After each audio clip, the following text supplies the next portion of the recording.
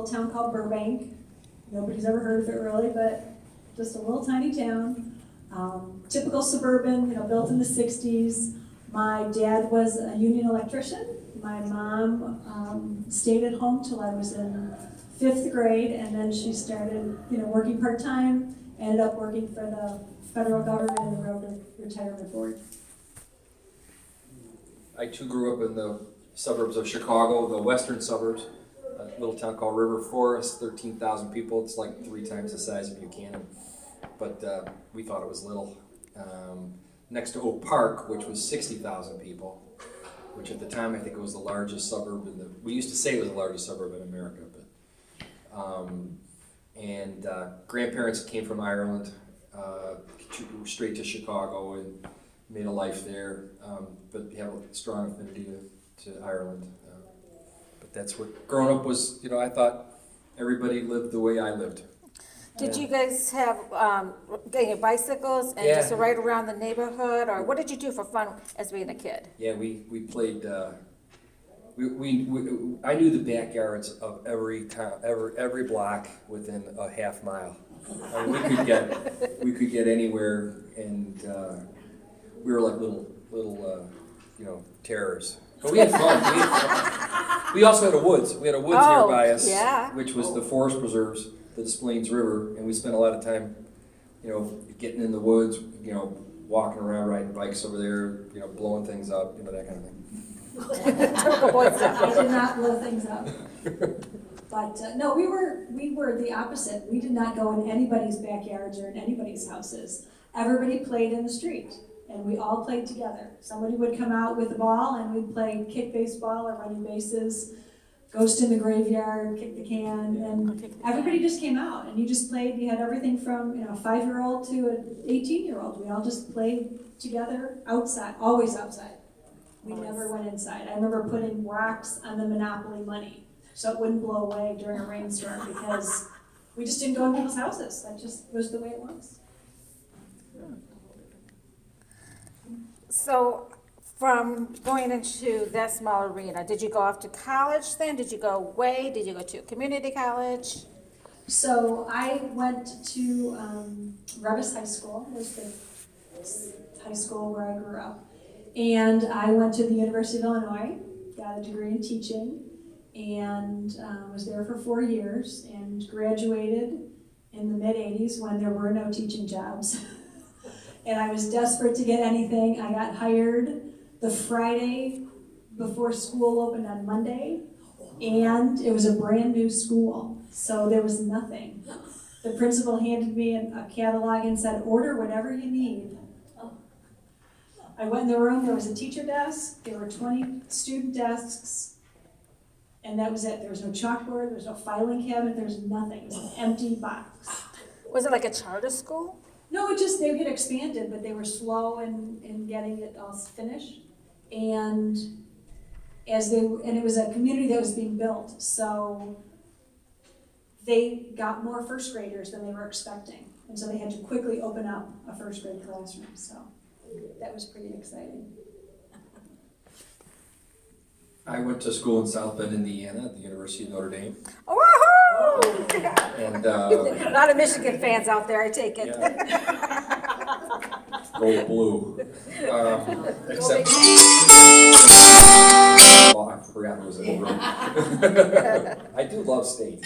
So I went to Notre Dame, and after had a great time, a lot of great friends from that. I love Notre Dame. I also have a strong ambivalence about Notre Dame. Anyway, that's just the truth, I do love it, but there's a lot about it that I don't like. I worked in business. I was in finance and in real estate, and then in the early 90s, I got into the field of philanthropy. Oh. So I worked with nonprofit organizations across the philanthropic spectrum, social services, arts, education, mostly education. And I ended up getting a degree in theology. I graduated in 2005. Master of Arts in Theology from the Catholic Theological Union in Chicago. which Okay. is the largest Catholic graduate school of theology. I had no intention of going into ministry. It was just really for my own knowledge, and that changed my life, getting that degree.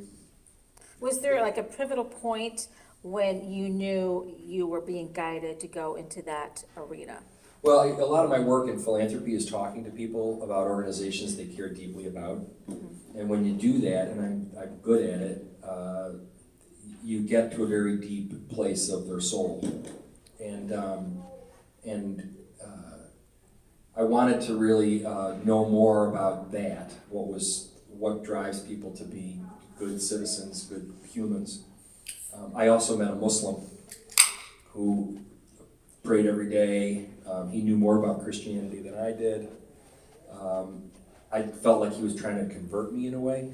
Okay. But and then I learned that this, I don't want to go too deep into this, but it was like it challenged me to really go deeper into my own background. You and I should talk sometime. Yeah, sure. So when I finished, I taught 3 years in Tinley Park on the southwest side, first grade and second grade. Then I moved up to River Forest and taught there for 11 years. And then I did get a degree in administration, so I was a principal for 7 years. And then I said, I really like kids better than adults, sorry. As I work with adults all the time now. But I decided to finish my career teaching first grade. It was much more enjoyable. At the same school, so you went to becoming a principal, and then you decided that you wanted to teach children, and was it That's at right. the same school then? Same district. District. I went to a different school. Okay. Yeah. Was that a hard transition going into? For about the first couple weeks, and then Okay. it was joyful. Okay, good. It was the right thing to do. Yeah. And then, because the way the pension system works in Illinois, there was a very specific formula for when I could retire and, how much money you make and all that. And so I knew I was going to retire at the end of the 2021 school year. But COVID happened, and so I started teaching on a computer, and that was really hard. And I was able to retire mid-year, so I did leave a little bit earlier than I did. But it was really hard to teach 25 first graders on the computer. Yeah, it's hard in a classroom. Yeah. And it was really hard. Yeah. So. Was there any kind of pivotal moment that you decided you want to go into to be a teacher? And at that young age versus older? I always wanted to be a teacher. Always? I Okay. played school all the time. I had my dolls. Oh my God, my daughter did that Oh too. yeah, it was very, very organized. We had a little chalkboard, they had homework. Yeah. Now my Barbies are another story. I kind of tortured my Barbies, but my dolls I was very good with. I taught them.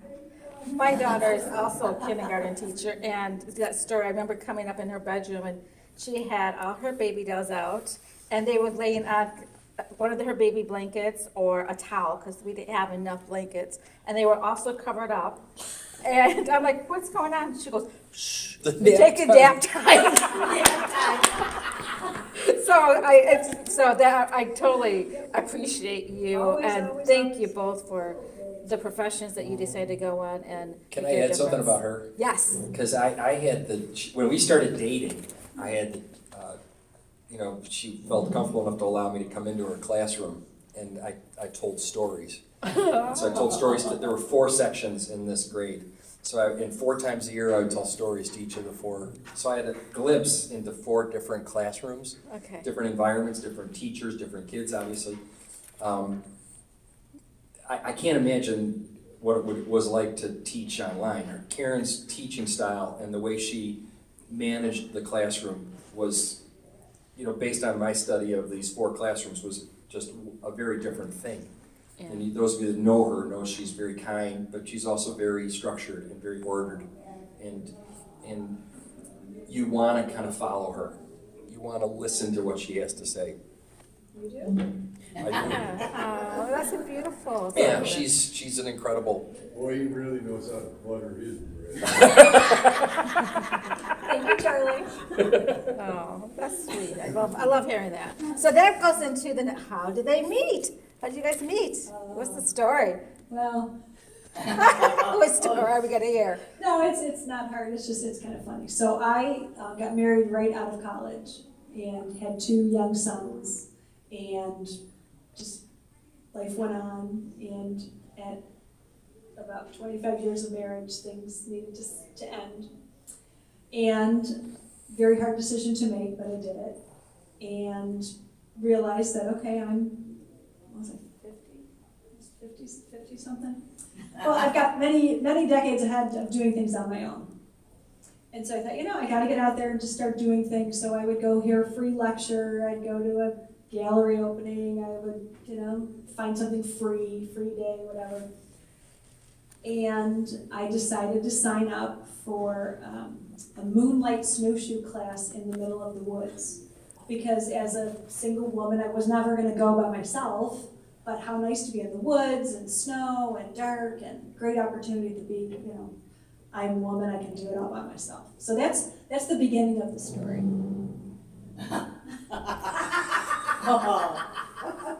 I too was married. We didn't have children. We led very separate lives. She's a wonderful person. You all would love my ex. She's a nice person, but it was just something needed to change, and I finally made that change. I was looking to find someone, and I was told by a wise friend of mine, if you want to meet somebody who does things you like to do, do the things you like to do. Yeah. And I'm an outdoors guy, and I saw this opportunity for this moonlight snowshoeing, which I thought would be cool. And I went, and there she was. And she wanted nothing to do with me. Nothing to do with me. With anybody. With anybody, but clearly me. Well, you were kind of following me. Plus, I was talking about the constellations of the stars, and she said, "Do you know something about everything?" And then she fell, and I said, "See," and then I tended to her wounds, and I asked her if she wanted to go get something to eat. She said, "I'm not going on a date," and I said, "It's not a date. We're just going to get some warm food." We got some food. One thing led to another, and now we're living in Buchanan. How long did you court her before you decided to ask her to marry you? Oh, I think it was about 3 years, that we courted. And, Karen was going through a lot with her boys transitioning schools, and she didn't want them to, they love their dad. Their dad's a good father, and I know Fred, and they have a wonderful, as you would imagine, she has a wonderful relationship with Fred and the boys. So, I kind of took my time, and I don't know if we ever thought about remarrying, It got to the point where I was crazy about her. Oh, wow. Yeah. Was there this little, and very that first time you saw her, was it curiosity? Her beauty, of course, but was there anything beyond that Well, the fact that she would sign up for a moonlight snowshoeing class. That shows a lot, right? So and then hiking and outdoor stuff became a big part of our life. And then we bought a camper, and that's kind of what led us to here. Buchanan chose us, by the way. We didn't choose Buchanan. I mean, this town has an attraction to it. I mean, it always has, I think. For hundreds of years, pre-European, it had attraction. And, it attracted Clark, it attracts people because something about this place, I don't know what it is. So did you have it? So how long did it take you to say yes after going up with a warm dinner? I said no a lot. I did, because I was never going to get married again. I said, what's the point? We can be together, we can, go out, we can travel, and then one day I just said yes. Oh, and I'm so happy I did. Yeah. So when I tell people I was never going to get married again, I said, and then I met him. Oh, that was meant to be. It was meant to be. And how long have you been married now? It'll be 6 years this February. Excellent. 6 years. 6 years. Crazy. 2/16/18. Well, Very good. you're an inspiration for me, so thank you. So wonderful. So talking about Buchanan. So how did Buchanan choose you? So we bought this little camper, mostly because I love being outdoors, but after about, 4 or 5 camping trips, getting in and out of the tent at night to go to the bathroom was just not fun anymore. It was just too hard to get in and out. And then Brian said, well, we were gonna go take a big hiking trip out in Colorado. And I said, well, where there's bears and moose and stuff like that. He said, yeah, there could be. So I said, well, if we're gonna camp, I need something with walls around it. So the camper we have is truly just a bed on wheels. Yeah, Alan knows it. Is it one of those little teeny tiny ones? It's not even round. It's not a like teardrop. box. It's Oh. But it's like teardrop is for Barbie. We have a tiger moth. It's for G.I. Joe. Oh, okay. Yeah. That was how I explained it, yes. That was way before the Barbie movie came out there. Yeah. We love Barbie. Go ahead. We love the Barbie movie. And so we had this little camper that we were trying to find a place to store because we only used it so many times. And it's smaller than a car. So we were just trying to rent a garage that we could just store it in. And I think I said one time, maybe we can just find a little house with a garage somewhere and, just store it there. Right? Well, yeah, more than that. I mean, Karen had said that after she retired, she had nothing holding her to Chicago. So it's like the sky's the limit, Oh. Yeah, So we invented a town. I forgot. We invented a fictitious town. Oh, you guys sat there and you talked about how you Yeah. want it to look like? You We talked about the manifested it? town. We said there's Every gonna, time we went on a trip. there's gonna be a water element. You're gonna have neighbors, but they're not too close. You're gonna have. These are their neighbors. We who said knows this is our neighborhood right here. We said everybody is gonna be nice. Everybody will be nice to each other. We said that. We're gonna find a town where everybody's nice to each other. And Flowers. there will be flowers, goats and chickens. There's gonna be a guy across the road who grows garlic. No, that was not That'd be our Bill. That was not part of it. He's trying to suck up the bill. And but we said all these things, and then we looked for it, and we thought we saw it in Virginia. We Oh, thought we wow. saw it in southeast Wisconsin.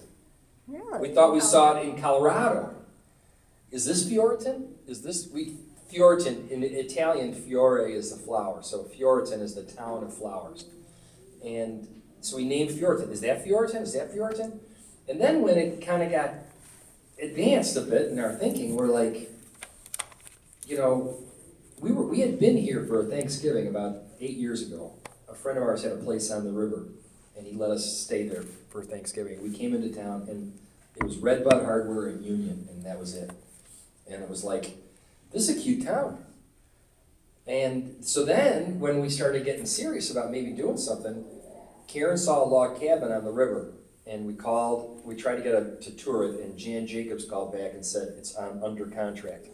Oh. And so then she started showing us properties up and down the river, but ultimately, we pulled into the driveway at 1489 and saw the log cabin, and it literally took our breath away.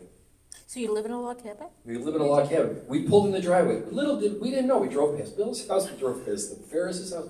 We drove. The town should be. Our neighborhood should be called Ferrisville because it's all Ferris's. And Yes, and Jan Ferris used to actually work here, and we had. yeah, and so. But anyway, we pulled in and we looked at it, and my reaction was not a good negotiating position. Because I wanted it, you don't negotiate when you want something. You negotiate from I could walk away. But anyway, Sandy, we've become friends. Sandy Moore, many of you know her. We became friends with her. She got a nice deal. We got a nice deal, and so that's how we moved here. Wow, that is fabulous. Yeah, And that's being the a Red Bud absolute city. That is it. And the other part is we bought it on Valentine's Day of 2020. Yeah, Oh, just before. right before the pandemic. And We thought we would be part-time. yeah, I had taken off St. Patrick's Day because This is it's a my good story. least favorite day of school, especially when you teach with Irish people because they want to make it crazy. So I took the day off and we were going to move some furniture up here, and we got this call that school's going to be closed for this week because of there's this virus going around. And so it was going to be closed the week of the 17th, and then it was going to be spring break, March 24th, and then we'll get back and everything will be great. We thought, wow, this is great. We'll have 2 weeks to get everything done. Everything. We'll have it all figured out. We'll figure it out. We're going to do all the lawn work. We're going to be done. It'll be all finished. And We never went home. I think it was like 2 months later, we went back to We our were paying, apartment. we were paying rent. Yeah. But then we just stayed here, and the longer we stayed, every day we just were like, this is amazing. Our friends were, some were in high rises, they couldn't leave, or, they were just in this little area, they couldn't get to the store. We're like, wow, we're just walking around, watching the birds and playing in the snow, and we felt really kind of guilty that we had this paradise to be in. And then one moment we just said, why would we ever live in that apartment? So we let the lease So we go. left. Then we've been here. We let the lease go when it came due. We had a really good deal in rent over in Chicago. But economically, it was like, why would we pay 2 utility bills and why would we do that? And then we didn't own a lawnmower, so Dee and Al cut our lawn. Thanks again. And then on Memorial Day, I jury-rigged a flag. And Memorial Day, pickup truck pulls up and there's a guy behind the wheel. And I said, did I hang the flag wrong? And he said, that's why I'm here. And Bill gets out and he showed me the thing from the American Legion, which told me how to, he goes, I don't know if it's true, but he points to the piece, and I still have the paper. He points to the piece, and I think this is the regulation. And you want the field of stars away from your house. So I quickly changed the flag, took a picture of Bill. His picture sits with my flag and with the American Legion thing. So every time I hang the flag, I see Bill's face with his American Legion uniform on, and with that thing for the American Legion. So I'm always going to be grateful to Bill for that. But that's our neighborhood, that's Buchanan. We live in the township, but that's what the town's about. It's like coming over to help cut the lawn. Alan came over and saw us, and our next door neighbor, Becca, came over and she brought us something. And, it's just, everybody's nice, and then you get named nicest place in America. Yeah. Seriously, it was like, we tell people the story, they're like, oh, you're making that up, And we got to remember it, especially in these times when people are, at each other in this town. We're nice to each other, even if we maybe disagree, we're nice. Thank you for saying that. Yeah. Wow. I just want you to keep talking. Excellent. I'll talk about Karen for a while. No, let's not. Let's see Bill's stick. I don't want to know. Okay. The bread's dripping with water now.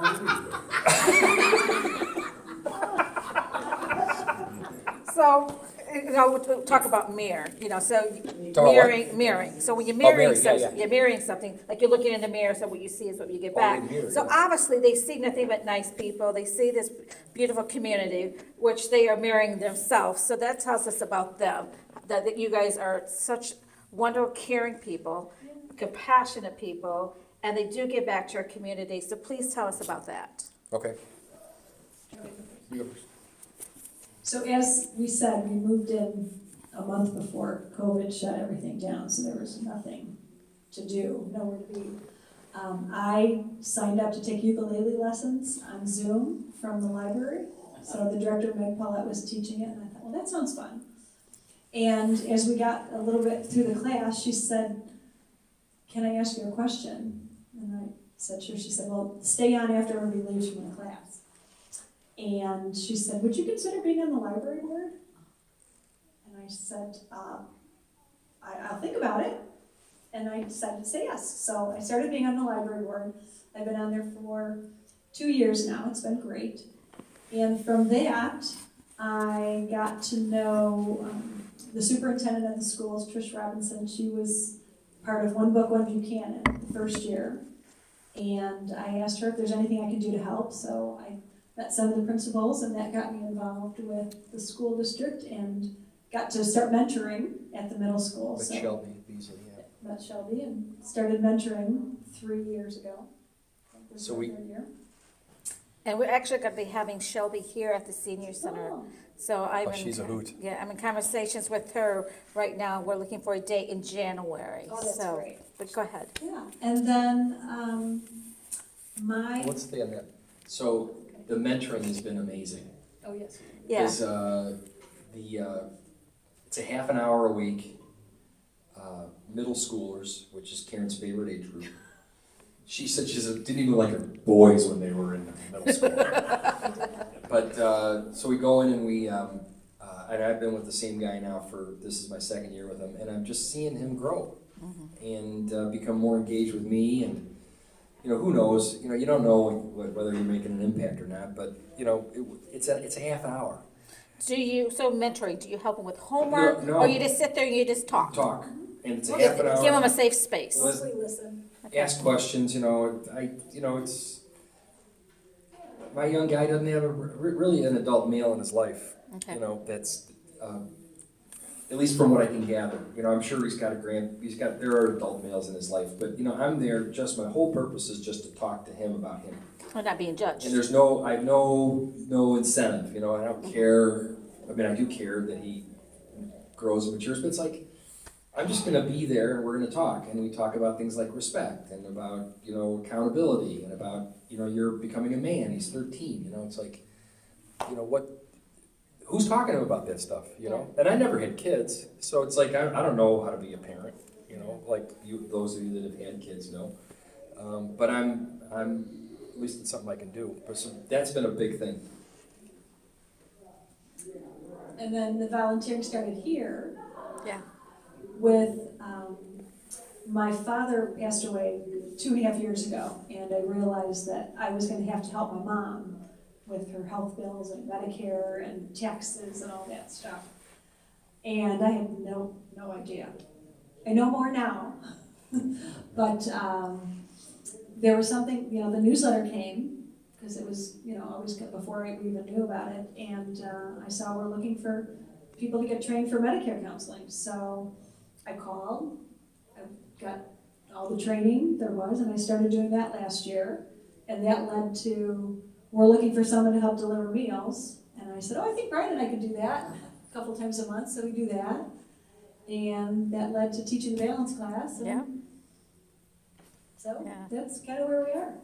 And Meals on Wheels is like an hour, maybe an hour and a half a week. And we don't do it every week. We're like the fill-ins. Okay.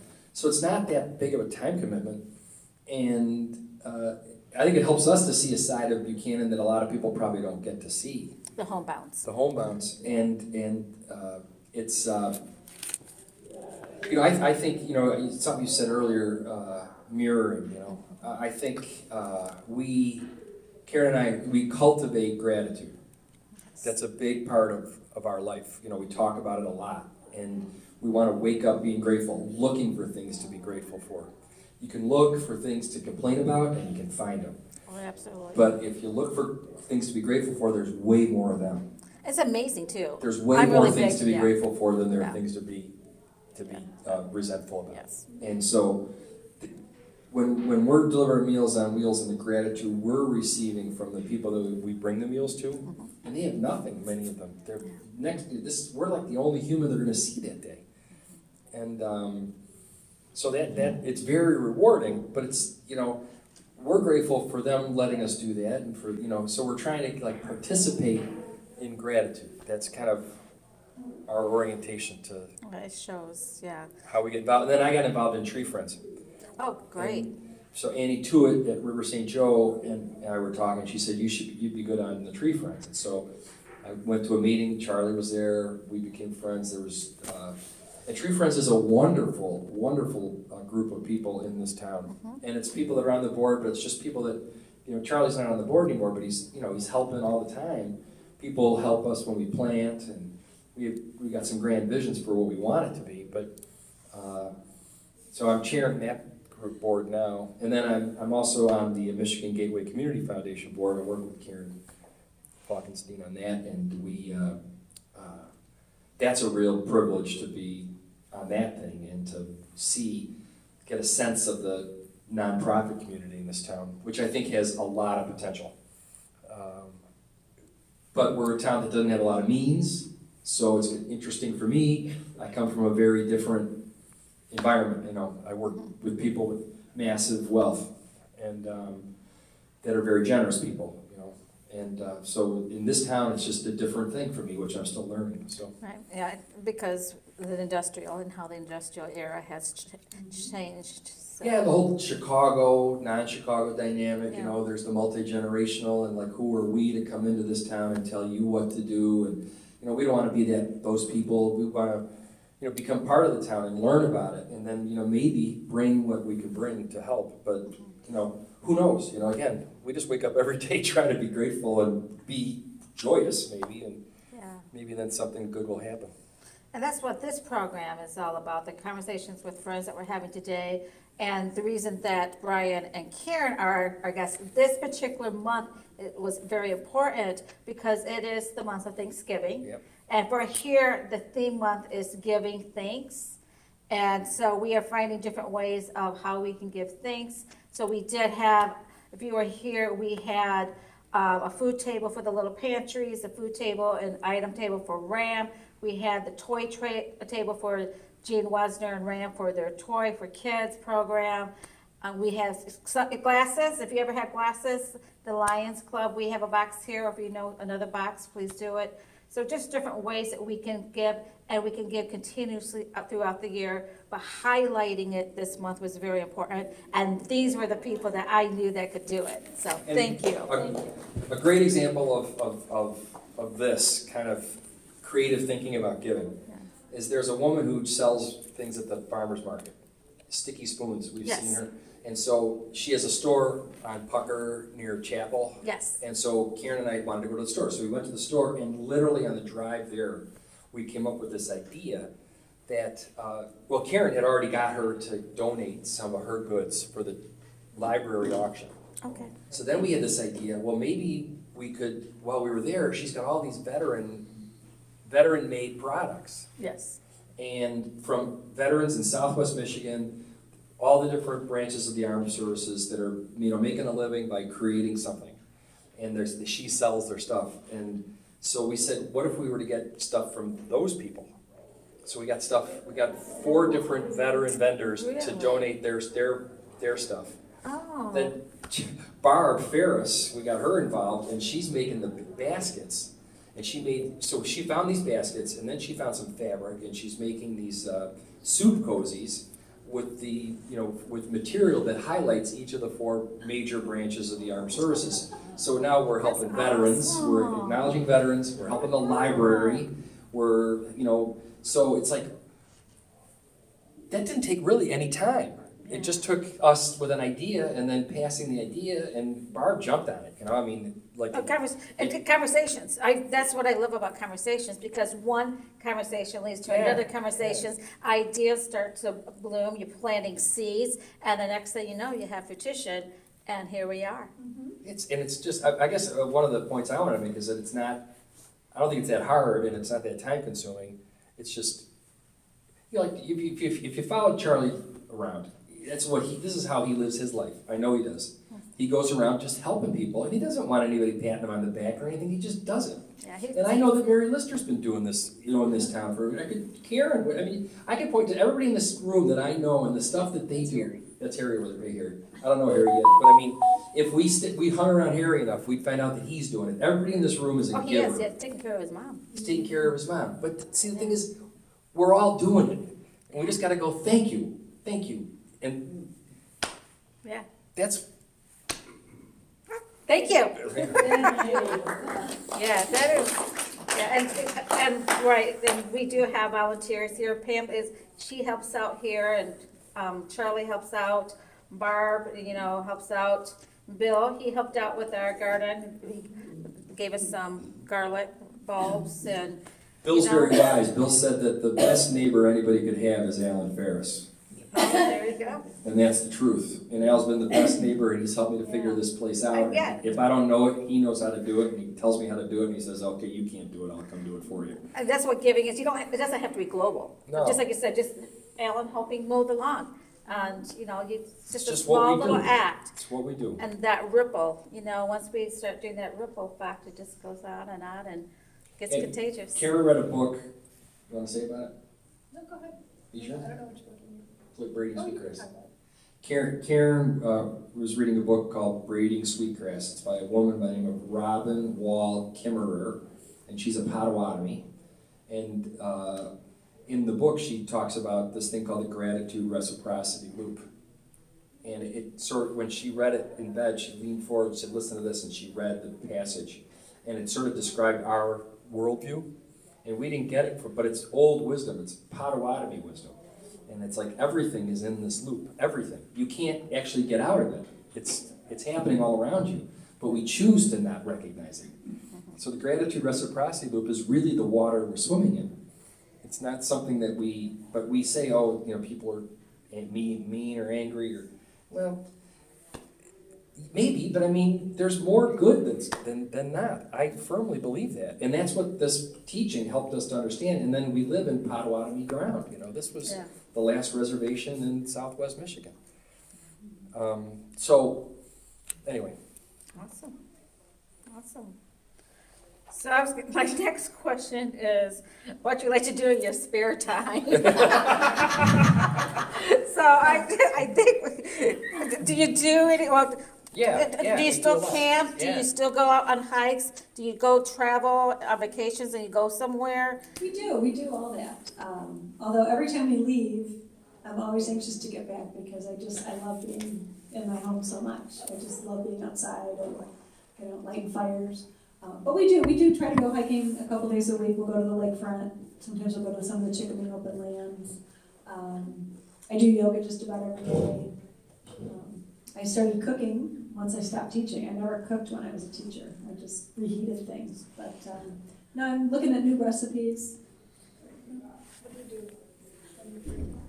Yeah, I like to hike, and I like to ride my bike. I'm a long distance rider. Okay. And I'd like to cross country ski and camp, and I really thought I'd have more time to do that. This property takes a lot. It's all about moving wood, cutting wood, splitting wood, moving wood, burning wood. You need volunteers. It's all about wood and leaves. And leaves. The leaves are only this much at a time. The leaves take about it's about a month of leaves. And then there's cutting the grass and tending the gardens, and some people choose golf for retirement, and we're not, I like to golf. I like to ski, I like to do a lot of stuff, but I'm really enjoying tending to our property. It's really fun. It's beautiful. It's hard. I sleep really well. And we have a sauna. We like to sauna. We built that. I don't know if you know our property, but where Karen Karen got her haircut. Anybody else get their haircut? Yeah. Well, that was a sauna building, and we brought one of the buildings, one of the saunas back, and so we saunaed last night. We sauna 3 times a week during the winter. From like October to May. Nice. So that's. Yeah, I'm coming over. You're welcome. We put the invitation out there. If you want to ever try to come and take a sauna, let us Just know. bring my gloves so I can help with the wood, right? No, we'll get the fire going. You just show up. Wow. So traveling, you talked about, one of the places that would speak to you, the land of the flowers. I forget Fondreland, what you call that? Fjorton. Okay. Like when you went down to Virginia and Wisconsin, do you guys still travel that way? Or are you just busy doing life? It's really changed a lot. When I was working, as a teacher, you only have so many times when you can travel. There's winter break, there's spring break, and there's summer break. So those are always hard times to travel. They raise the prices because everyone's off, so it's expensive. And everybody's traveling at that time. And then so it's crowded. But when I retired in 21, that was the first thing I wanted to do was take a trip in September. Because there was no school, I didn't have to get anything ready. So that was fun. That was the concert. We went to Little Fest. Yeah. But a lot of the travel is more opportunistic, where we have to go help someone. So when we were in Virginia, we were driving to go do some work with the University of Virginia Children's Hospital. Okay. They were looking for some guidance in philanthropy, and that's Brian's background. So we could have just flown out there for the day and flown back, but instead we got in the car and drove and stopped and visited a town and spent a couple extra days there, and then drove and visited my brother. So we tend to do things because there's a reason to go there, and then we just build around it. That's beautiful. Yeah, we did in last summer. Not this one just passed, but the summer before that. My cousin. We went to Ireland because a cousin of mine in Ireland had died in the previous January, and they were having a family memorial. So we were invited to go be at that celebration of her life, and then we built a trip around it. So it's all, Well, it's an opportunity that comes for you, and you just embrace that opportunity. Yes. and we decided, you know, like, should we spend the money, you know, to do it? Yeah, Because it's, you know, when you travel, it's expensive. very. And so we do it cheaply if we go camping. You know, but if you're gonna buy a plane ticket, you know, we try to use miles or whatever we can to make it happen. But we travel really inexpensively.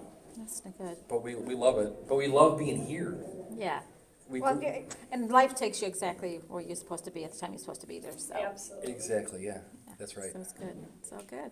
Wow. Okay, our last question. What makes you laugh? Everything. Look at that makes you laugh. Everything, yeah. There's nothing specific. I can't think of, no, you make me laugh Okay. every day. You always have a smile on your face. Yeah, I'm generally really happy.